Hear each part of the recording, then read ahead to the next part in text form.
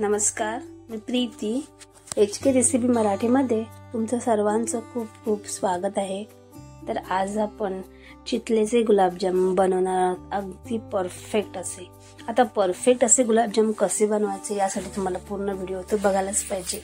आणि हे गुलाबजामचे आज आपण बनवणार आहोत ना, ते अगदी आतमधून ना एकदम रसरशीत असे होणार आहेत. आणि आपण ते ना एकदम सुके सुके असे बनवत, वरना असे सुके आणि आतून एकदम रसरशीत, जसे मार्केटमध्ये मिळतात ना, अगदी तसेच. तर आज आपण हे मस्त असे गुलाबजाम बनवणार आहोत. तर तुम्ही पाहू शकता किती भारी दिसत आहेत. ते दिसायला तर एकदम एक नंबर दिसत आहेत आणि खायला पण तर एकदम टेस्टी लागत आहेत. हे बघा, आपण जरा फोडून सुद्धा पाहणार आहोत. एकदम सॉफ्ट झालेला आहे हा गुलाबजामुन. बघा आतून कसा एकदम रस पूर्णपणे गेलेला आहे. बघा, होऊ शकता. चला, तर आता आपण सुरुवात करूया. तर इथे आपण घेतलेलं आहे चितलेचं रेडीमेड प्रीमिक्स. पाहू शकता तुम्ही किती 200 ग्रामचं आहे हे. आता पहिला आपण हे काढून घेणार आहोत.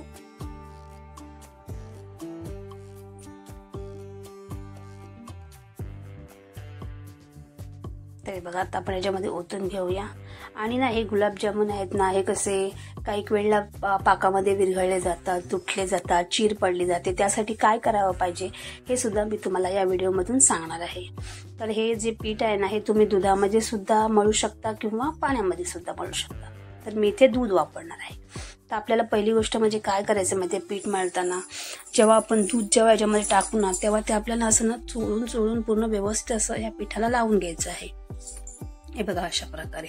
आणि दूध किंवा पाणी टाकताना घाई सुद्धा नाही करायचं. थोडं थोडं टाकायचं, असं चोळून चोळून अगदी आपल्याला याच्यामध्ये घ्यायचं आहे. आणि आपल्याला याचा घट्टसर सुद्धा गोळा नाही बनवून घ्यायचा आहे किंवा पातळ पण नाही करायचं. एकदम मीडियम असा सॉफ्ट डो आपल्याला करून घ्यायचा आहे. हे बघा, इथे मी करून घेतलेलं आहे, तुम्हाला मी दाखवते. हे बघा, एकदम सॉफ्ट आहे, एकदम कुठे कडक वगैरे अजिबात नाहीये. तर आपला इथे रेडी झालेला आहे. तर पहिला आपण याच्यासाठी साखरेचा पाक बनवून घेणार आहोत. साखरेचा पाक बनवण्यासाठी इथे मी 2 वाटी साखर घेतलेली आहे.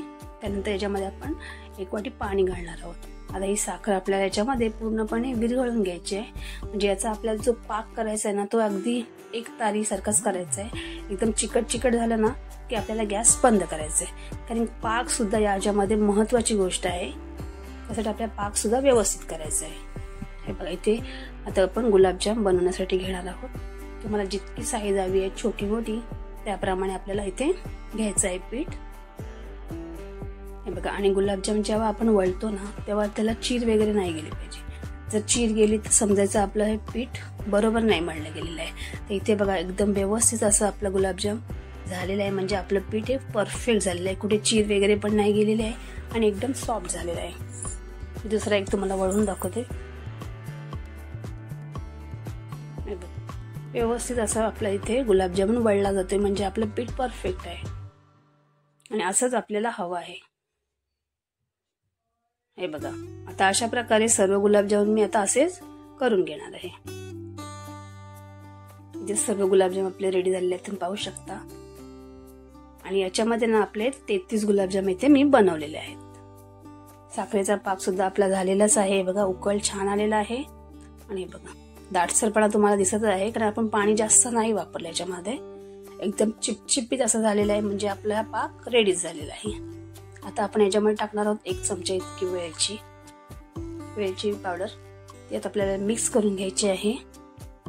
आणि गॅस आपल्याला बंद करायचा आहे, पण आपल्याला फक्त याच्यावर झाकण ठेवून द्यायचं आहे, जेणेकरून पाक आपला हा गरमच राहील. इथे घेतलेलं आहे मी तूप. तुपाच्या ऐवजी तुम्ही इथे तेल सुद्धा वापरू शकता.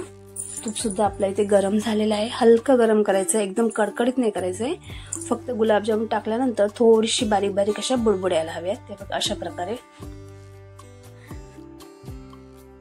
तुम्ही जास्त गरम केलं ना, तर मग ते गुलाबजामुन लगेच आपले बाहेरून तर दिसतील तुम्हाला छान असे कलर आलेले, पण आतून ना पूर्ण कच्चे राहतील. त्यासाठी आपल्याला असं नॉर्मलच तूप गरम करून घ्यायचं आहे. आणि गॅस नंतर आपल्याला कमी करून घ्यायचं आहे. आणि कमी गॅसवर आपल्याला गुलाबजाम छान असे हलवत असे छान असे करून घ्यायचे. हे बघा, अशा प्रकारे तुम्ही असे ढवळत राहिलेत ना, ते छान असे फुगले पण जातात. आणि याला कलर आहे तो सर्व बाजूने व्यवस्थित आणि एकसारखा दिसतो कलर. हे बघा, आपल्याला असंच हलवायचं आहे. आणि बघा तुम्ही पाहू शकता जी साईज सुद्धा किती आता वाढलेली आहे बघा, एकदम मस्त मोठे मोठे झालेले आहेत एकदम. आणि बघा इथे आता आपले गुलाबजाम रेडी झालेले आहेत. कलर पाहू शकता किती भारी आलेला, एकदम मस्त झालेले आहेत. एकदम चारी बाजूनी कलर अगदी परफेक्ट आलेला आहे. आता हे पहिले आपण काढून घेणार आहोत. आपल्याला लगेचच पाकामध्ये टाकायचे, पण पहिले मी एका ताटामध्ये काढून घेते, म्हणजे जेणेकरून तूप आहे असेल तो सर्व काही निथळला जाईल. आता मी दुसरी गुलाबजामुन पहिले याच्यामध्ये टाकून घेते.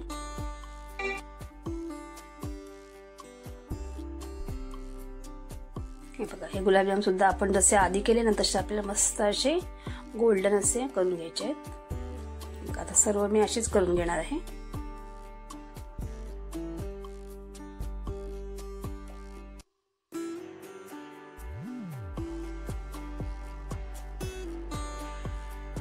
हे गुलाबजाम जे आहेत ते आपण आता पाकामध्ये घालून घेणार. मस्त झाले एकदम. आता हे आपल्या असेच झाकण ठेवून पुन्हा आपल्या असेच ठेवायचे पाकामध्ये.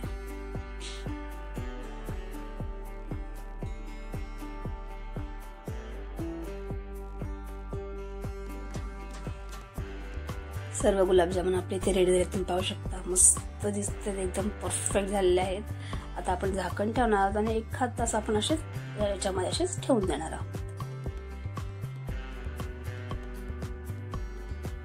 इथे आपला 1-1.5 तास झालेला आहे आणि पाहू शकता सर्व जो पाक आहे ते गुलाबजाम मध्ये एकदम परफेक्ट गेलेला आहे आणि आपले गुलाबजाम मस्त असे ते रेडी झालेले आहेत, तुम्ही पाहू शकता. हे बघा,